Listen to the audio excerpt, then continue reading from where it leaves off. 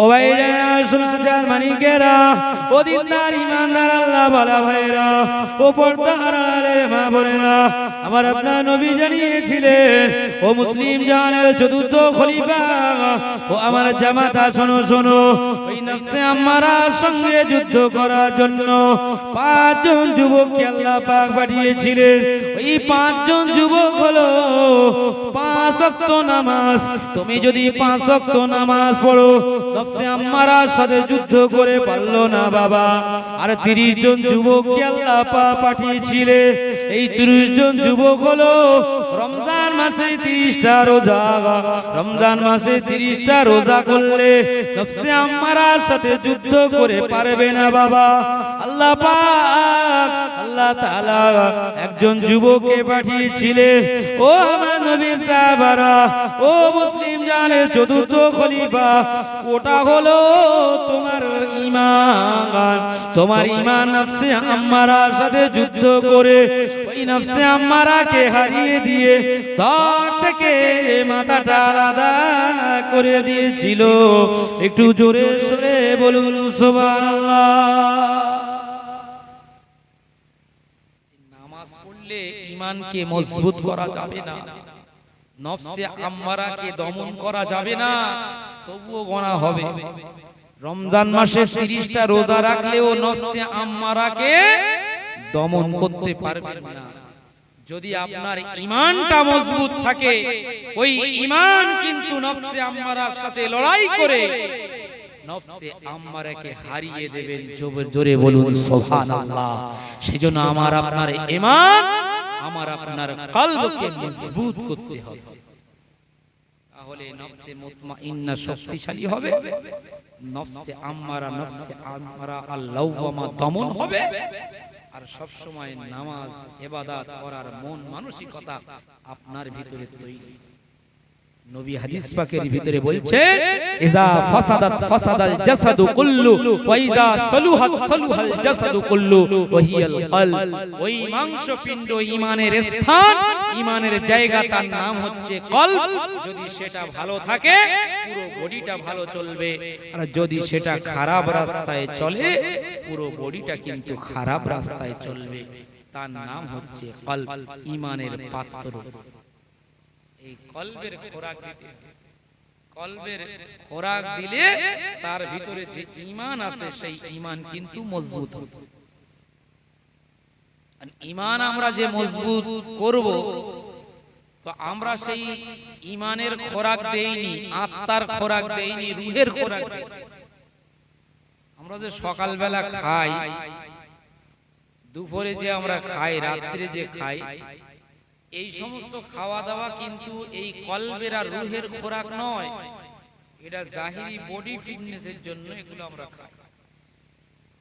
ভাত খেলে আপনার শরীর তরুতাজা হবে, আপনি মোটা হবে, লম্বা হবে, শরীরে শক্তি হবে, কিন্তু এই ভাত রূহের খোরাক নয়, অন্তরের খোরাক নয়। অন্তরের খোরাক কিন্তু আলাদা, সেটা আমরা দিতে পারি।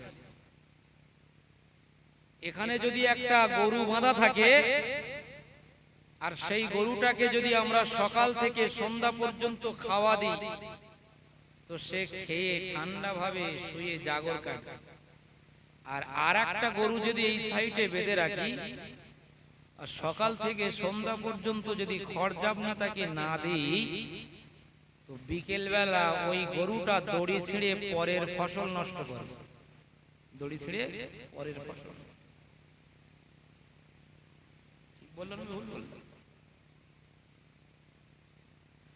ও ভাইরা শোনা যান মানিকেরা, ও দিনদার ইমানদার আল্লাহ বলা ভাইরা, ও আমার পর্দার আলেম মা বোনেরা, আমরা যদি আমাদের জাহিরি বডির খাদ্যটা দিই আর রূহের খোরাকটা যদি না দিই, তা আমার আপনার জনসমাজ, আমার আপনার যুবকেরা রূহের খোরাকটা না পাওয়ার কারণে, রূহের খোরাকটা না দেওয়ার কারণে তারা কিন্তু শরিয়াতের দড়িটা ছিঁড়ে পরের মেয়ের হাতটা ধরে পার্ক হোটেলে ঘোরাফেরা করবে। ও তো জাহিরি খোরাক পেয়েছে, শরীরের বডির খোরাক পেয়েছে। কিন্তু ওর অন্তর যে ঈমানের খোরাক সেটা না দেওয়ার কারণে সে তো দড়ি ছিঁড়ে পালাচ্ছে, ঈমানের গণ্ডি পার হয়ে পর নারীর হাত ধরে পার্ক হোটেলে ঘুরে বেড়াচ্ছে। কেন? তার রূহের খোরাকটা সে দিতে পারে। ও ভাই যারা শোনান জানমানিকেরা, আপনি যে রূহের খোরাকটা দেবেন, আপনি যে ঈমানটা মজবুত করবেন, আমার নবী বললেন বাবা ঈমান মজবুত করতে গেলে আমি রাসূলুল্লাহ আমাকে ভালোবাসতে হবে। লা ইউমিনু আহাদুকুম হাত্তা কুনা হাব্বা ইলাইহি মিন ওয়ালিদিহি ওয়া ওয়ালাদিহি ওয়ান নাসি আজমাইন। আমার আপনার নবী বললেন আমি রাসূলুল্লাহ যতক্ষণ না তোমার সন্তানাদি থেকে, তোমার গাড়ি বাড়ি থেকে, তোমার ব্যবসা বাণিজ্য থেকে, আমি রাসূলুল্লাহ যতক্ষণ না আমি তোমার কাছে প্রিয় না হতে পেরেছি, ও আমার উম্মাত উম্মাতিরা, ততক্ষণ পর্যন্ত তুমি একজন কামিল মুসলমান হতে পারবে না, তোমার ঈমানটা কামিল হবে না। আমি রাসূলুল্লাহ আমার ভালোবাসাটা যতক্ষণ না প্রাধান্য না দেবে ততক্ষণ পর্যন্ত তুমি নবীর প্রেমিক বলে দাবি করতে পারবে না।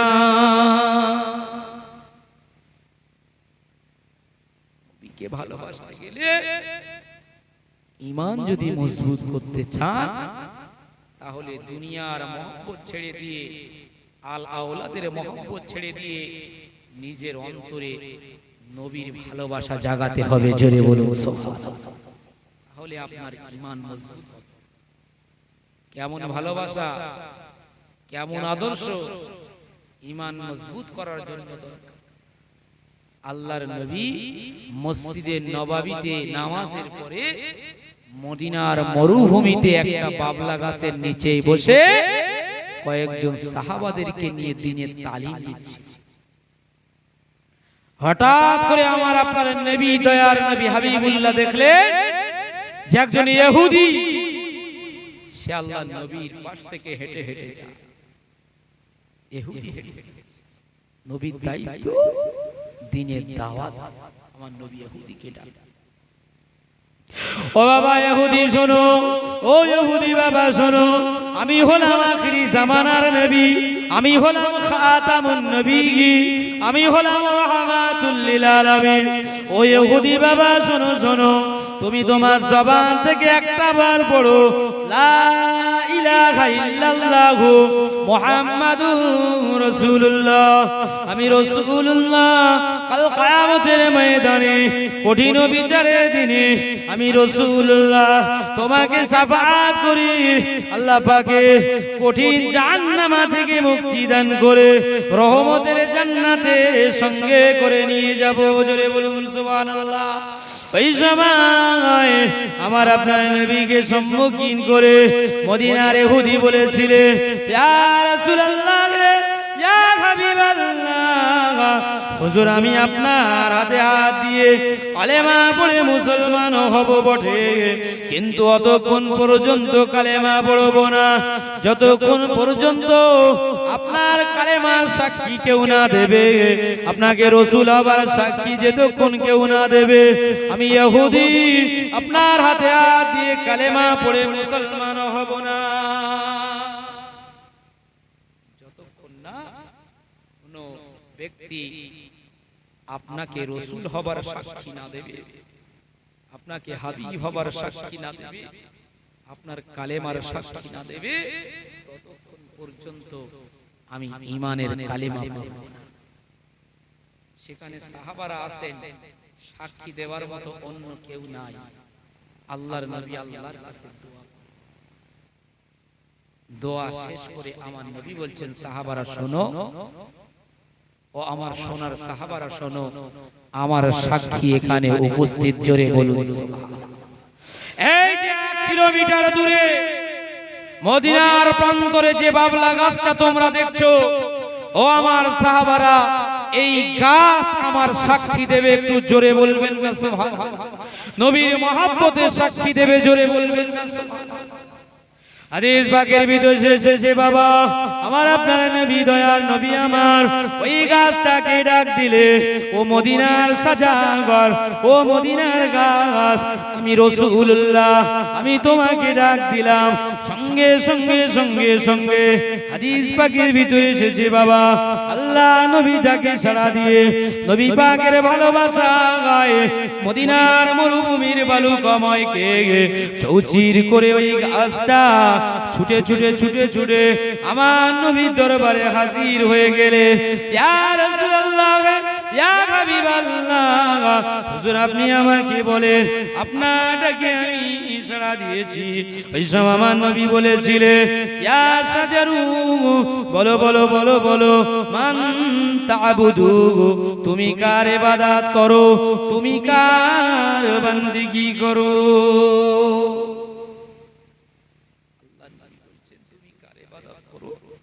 তৌহিদের শিক্ষা নিচ্ছেন যে শিক্ষা আল্লাহ পাক আরশে আজিমে হাসরের ময়দানে আল্লাহ পাক রূহের জগতে আমাদের কাছ থেকে নিয়েছেন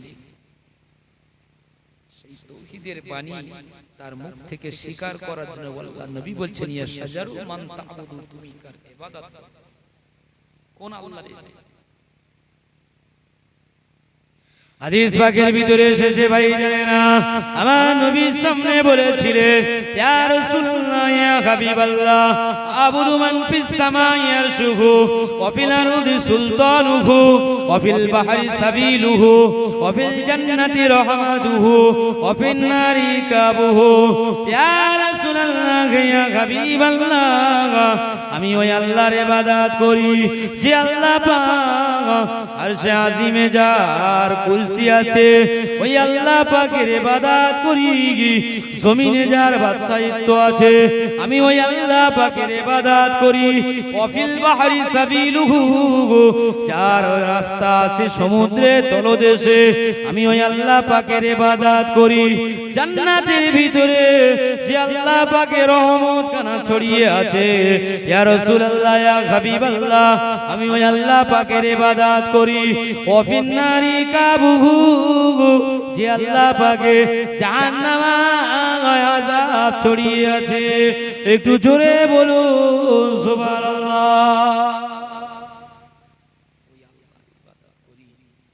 যে আল্লাহ এক যে আল্লাহ একাকী যে আল্লাহর কুদরতে কেউ অংশীদার নেই যে আল্লাহ আমাকে আপনাকে সৃষ্টি করেছেন জোরে বলুন তাওহীদের শিক্ষা নেওয়ার পর আমার নবী বলছেন ইয়া শাজারু এ গাছ বলো মান আনা আমি কি কেন আল্লাহকে শুধু মানলে ঈমান কমপ্লিট হবে না ঈমান কমপ্লিট করতে গেলে পরিপূর্ণ কালেমা পড়তে হবে পরিপূর্ণ কালেমার ভিতরে নবীর নবী হওয়ার সাক্ষী আমার নবী কি বললেন ইয়া রাসূলুল্লাহ ইয়া হাবিবাল্লাহ আপনি হচ্ছেন খাতামুন নবিয়্যিন আপনি হচ্ছেন রাহমাতুল লিল আলামিন আপনি হচ্ছেন আখিরি জামানার নবী আপনি হচ্ছেন গোটা বিশ্বের নবী আপনি হচ্ছেন মানব ও দানবের নবী আপনি হচ্ছেন ফখরে মওজুদাত আপনি হচ্ছেন রাহমাতুল লিল আলামিন জোরে বলুন সুবহানাল্লাহ আল্লাহর নবী সাক্ষী কমপ্লিট হাদিস পাকের ভিতরে এসেছে এই সাক্ষীটা তিনবার দেওয়ার পরে ওই গাছটা আবার রাজাত ইলা মামবাতিহা নিজের স্থানে পুনরায় হেঁটে হেঁটে ফিরে গিয়েছিলেন শুধু নবী পাকের ভালোবাসায় জোরে সোরে বলুন সুবহানাল্লাহ এই রকম ভালোবাসা আমাদের দেখা গাছ সে তো আশরাফুল মখলুকাত নয় কিন্তু আমরা মানুষ আমাদেরকে আল্লাহ পাক সৃষ্টির শ্রেষ্ঠত্বের আসনে বসিয়েছেন আশরাফুল মখলুকাতের সার্টিফিকেট দিয়েছেন আমাদের উপরে আল্লাহ পাক কোরআন নাযিল করেছেন আমাদেরকে আল কোরআনের পথ দেখিয়েছেন আমাদেরকে আল্লাহ পাক হাবিবের মতো রাসূল দিয়েছেন সেইজন্য আমাদের সম্মান আল্লাহ পাকের কাছে অনেক অনেক গুণে বেশি একটা গাছ হয়ে যদি আল্লাহর নবীর এত ভালোবাসা তার অন্তরে থাকে আমি আপনি সেই নবীর উম্মত উম্মতি হয়ে তার থেকে বেশি ভালোবাসা আমাদের দেখাতে হবে থেকে ভালোবাসা আমাদের বেশি দেখাতে নবীর জামানায় তিরমিজি শরীফের হাদিস, হযরতে উমরে ফারুক রওয়ায়াত করছেন যে আল্লাহর নবী সাল্লাল্লাহু আলাইহি ওয়াসাল্লাম তিনি মক্কা শরীফ মদিনা শরীফে বসে আছেন। ঠিক এমন মুহূর্তে একজন বেদুইন দেহাতের একটা মানুষ, সে আদব আখলাক কিছু বোঝে না, সে জঙ্গল থেকে একটা মরা গোরকেল সাপ লাঠির মাথায় বেঁধে নিয়ে আল্লাহর নবীর পাশ থেকে যাচ্ছে। ইমামে আযম আবু হানিফা রাহমাতুল্লাহ আলাইহি, যার আসল নাম হচ্ছে নুমান বিন সাবিত আল কুফি রাহমাতুল্লাহ আলাইহি, তার মতে গোরকেল সাপ খাওয়া হারাম, কিন্তু অন্যান্য ইমামের কাছে গোরকেল সাপ খাওয়া কিন্তু জায়েজ। তো এই গোরকেল সাপ মেরে ওই দেহাতের মানুষটা তাকে ধরে নিয়ে লাঠিতে বেঁধে নবীর পাশে হাজির। ইয়া রাসূলুল্লাহ, ইয়া হাবিবাল্লাহ, হুজুর, ইয়া রাসূলুল্লাহ, ইয়া হাবিবাল্লাহ, আপনি কি নবুয়তের দাবিদার? আপনি কি আখিরি জামানার নবী? আপনি কি কালেমা দাওয়াত দেন? আল্লাহ নবী বললেন, হ্যাঁ আমি হলাম আখিরি জামানার নবী, আমি হলাম শেষ জামানার নবী। ওই সময় ইহুদিটা বলেছিলেন, ওই দেহাতের মানুষটা বলেছিলেন, ইয়া রাসূলুল্লাহ, ইয়া হাবিবাল্লাহ, হুজুর, এই মরা গোরকেল সাপ যদি আপনার নবী হওয়ার সাক্ষী দেয়, আমি আপনার উপরে কালেমা পড়ে মুসলমান হয়ে যাব। এই বলে আল্লাহ নবীর সামনে ওই মরা গোরকেল সাপটাকে ফেলে দিল। ইয়া রাসূলুল্লাহ, ইয়া হাবিবাল্লাহ, হুজুর আপনার কালেমা সাক্ষী যদি মরা গোরকেল সাপ দিয়ে দেয়, আমরা কালেমা পড়ে মুসলমান হয়ে যাব। আমার আপনার নবী রহমাতুল লিল আলামিন, ফখরে মওজুদাত, হুজুর আমার বড় প্রশ্নের সম্মুখীন হলেন। আমার আপনার নবী বললেন, ও আমার সাহাবারা শোনো শোনো, আমি আল্লাহ পাকের দরবারে দুখানা হাত তুলে মুনাজাত করি, তোমরা আমার সঙ্গে আমিন বলো। নবী আমার হাত তুলে মুনাজাত করলেন, সঙ্গে সঙ্গে সঙ্গে সঙ্গে আল্লাহ পাক আল্লাহ তাআলা ওই মরা গোরকেল সাপকে জীবিত করে আমার নবীর সামনে হাজির করে দিলেন। ওই মরা গোরকেল সাপটা নবীর ভালোবাসায় জীবিত হয়ে আমার নবীর সামনে হাজির হয়ে কলেমা পড়ে মুসলমান হয়েছিলেন। জোরে বলুন সুবহানাল্লাহ। আমার সোনার চাঁদনি, একটা মরা গোরকেল সাপ যদি নবীর ভালোবাসায় জীবিত হয়ে নবীর উপরে কালেমা পড়ে মুসলমান হতে পারে, আমি আপনি আশরাফুল মাখলুকাত, আমরা কেন নবীর ভালোবাসা দেখাতে পারব না? নবীর মহব্বত কেন আমাদের ভিতরে থাকবে না? কেন আমরা তো সৃষ্টির শ্রেষ্ঠত্বের আসনে বসে, আমাদের বুদ্ধি, আমাদের বিবেক, আমাদের আকলকে কাজে লাগাই। আপনি চিন্তা করেছেন যে আল্লাহ পাক এত বড় পাওয়ার, এত বড় সম্মান কেন আমাদের দান করেছেন? একবারও চিন্তা করেছেন?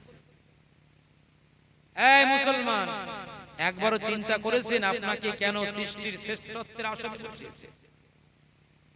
আপনি যদি বলেন যে এই জন্য বসিয়েছে যে আমার ক্ষমতা বেশি, আমরা মানুষ, আমাদের ক্ষমতা পাওয়ার শক্তি বেশি, সেই জন্য আমাদেরকে আল্লাহ পাক সৃষ্টির শ্রেষ্ঠত্বের আসনে বসিয়েছে, এই চিন্তা আপনার ভুল হবে।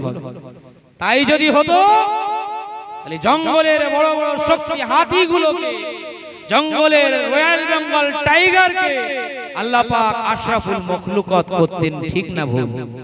তাদের আপনার থেকে শক্তি বেশি।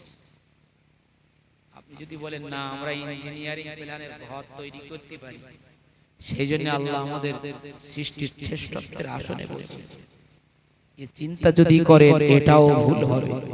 কারণ আপনার থেকে আরো সুন্দর ইঞ্জিনিয়ার বাবুই পাখি আছে, তারা সুন্দর ঘর তারা তৈরি করতে পারে। একটা কোটিপতির ঘরে জানেই একটা বাবুই পাখির বাসার ভিতরে তার থেকে সুন্দর জিনিস উপস্থিত আছে, কোনো জিনিসের কমি নেই। বাবুই পাখি তার বাসাটাকে সুন্দরভাবে তৈরি করে, তার ভিতরে সে লাইটের ব্যবস্থা করেছে, জোনাকিগুলোকে ধরে কাদার ভিতরে মাথাটা পুঁতে দিয়ে তাদের ঘরের কোনায় রড লাইটের ব্যবস্থা করেছে। জোরে বলুন না সুবহানাল্লাহ। ওই বাবুই পাখির খাঁচাটা এমন ভাবে তৈরি, ওই বাবুই পাখির বাসাটা এমন ভাবে সাজানো ভাইজানেরা, ওর ভিতরে সূর্যের কিরণ যাবে না, ঠান্ডার সময় বেশি ঠান্ডা প্রবেশ করবে না, গরমের সময় ওর ভিতরে এসির মতো ঠান্ডা দেয়, আর ঠান্ডার সময় গরম হাওয়া যায়। চলে বলুন সুবহানাল্লাহ। এই ক্ষমতা আল্লাহ পাক একটা পাখির ভিতরে দিয়েছে। সেজন্য এজন্য আল্লাহ পাক আপনাকে সৃষ্টির শ্রেষ্ঠত্বের আসনে বসান। আপনি যদি বলেন না আমরা এমন বুদ্ধিমান যে আমরা সমুদ্রের তলদেশ থেকে মতি জওহারাত বার করি, তাই আল্লাহ পাক আমাদের দাম দিয়েছে, না, এটাও ভুল হবে। কেন? সমুদ্রের বড় বড় শক্তিমান তিমি মাছগুলো তারা আপনার থেকে আরো গভীরে গিয়ে চলাফেরা করছে। তাহলে তাই যদি হতো, ওই তিমি মাছকে আল্লাহ সৃষ্টির শ্রেষ্ঠত্বের আসনে বসান। ও ভাইজানেরা, তাহলে আমাকে আপনাকে আল্লাহ পাক আশরাফুল মাখলুকাত কেন করেছেন? সৃষ্টি শ্রেষ্ঠত্বের আসনে কেন বসিয়েছেন? ও ভাইজানেরা, আল্লাহ পাক আল্লাহ তাআলা সমস্ত মাখলুককে দুটো করে জিনিস দান করেছেন বাবা। একটা হচ্ছে ভক্ষণ করার ক্ষমতা, খাওয়ার ক্ষমতা, হজম করার ক্ষমতা, আর একটা হচ্ছে অনুভূতির ক্ষমতা, এহসাসের ক্ষমতা। অনুভূতির ক্ষমতা, ইনজেকশন দিলে লাফিয়ে উঠে, গায়ে গরম পানি ফেলে দিলে লাফিয়ে উঠে। এই দুটো জিনিস সমস্ত মখলুককে আল্লাহ পাক দান করেছেন। আপনি গাছকে কোপ দেবেন, ওই গাছটা শুকিয়ে যায়। আপনি কোন গরুকে ইনজেকশন করবেন, গরুটা লাফিয়ে উঠবে, তার মানে অনুভূতি আছে।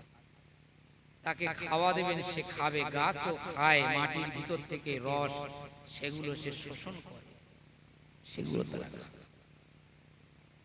কিন্তু আমার আপনার ভাইজানেরা, আমার আপনার রব, আমার আপনার আল্লাহ পাক আল্লাহ তাআলা আমাকে আপনাকে এই দুটো জিনিস ছাড়া অতিরিক্ত আর একটা জিনিস আল্লাহ দান করেছেন, যেটা অন্য কাউকে আল্লাহ পাক দান নাই। সেটা হলো আমার আপনার বুদ্ধি, আমার আপনার ব্রেন, আকলকে দান করেছেন। আমরা বুদ্ধিকে কাজে লাগিয়ে, আমাদের কমন সেন্সকে কাজে লাগিয়ে আমরা বুঝতে পারি এটা আমার মা, এটা আমার স্ত্রী, এটা আমার সন্তান, এই কাজটা ভালো, এই কাজটা মন্দ। কিন্তু অবালাজি অন্যান্য মখলুকরা বুঝতে পারে না বাবা। সেই জন্য গরুর দড়িটা যখন ছিঁড়ে যায়, ওই গরুর ভিতরে কোনো বুদ্ধি নাই, আকল নাই। ওই গরুটা পরে জমিতে গিয়ে ফসলখানা নষ্ট করে দেয়। ওর আকল নেই, বুদ্ধি নেই, ও খায়, অনুভূতির ক্ষমতা আছে, কিন্তু ওর ব্রেন নেই, বুদ্ধি নেই, ভালো মন্দ বোঝে না। সেই জন্য পরের ফসল নষ্ট করে। আমি আপনি ভালো মন্দ বুঝি, সেই জন্য আমরা ভালোটা করি, খারাপটা ছেড়ে দেই। এই বুদ্ধি বিবেকের কারণেই আল্লাহ পাক আমাদেরকে সৃষ্টির শ্রেষ্ঠত্বের আসনে বসিয়েছেন। জোরে বলুন সুবহানাল্লাহ। সেই জন্য সেটাকে কাজে লাগাতে, সেই বুদ্ধি বিবেকটাকে কাজে লাগাতে হবে। সেটাকে যদি কাজে না লাগাই, তাহলে আল্লাহ পাক কোরআন শরীফের ভিতরে বলছে ওরা হচ্ছে চতুষ্পদ প্রাণীর মতো। চতুষ্পদ প্রাণীর যেমন কোনো বুদ্ধি নেই, তারপরেও আল্লাহ বলছেন না, ওরা চতুষ্পদ প্রাণী নয়, বালহুম আযাল, তারা তার থেকেও নিকৃষ্ট জাতি। যে মানুষটা মানুষত্বকে হারিয়ে ফেলল, যার বুদ্ধিকে নোংরার কাজে লাগিয়ে দিল, শরীয়তের কাজে লাগালো না, আল্লাহ পাকের হাবিব কোরআনের আয়াতের ব্যাখ্যা করে বলেন ওই উম্মাত, উম্মাতিটা চতুষ্পদ প্রাণীর থেকে।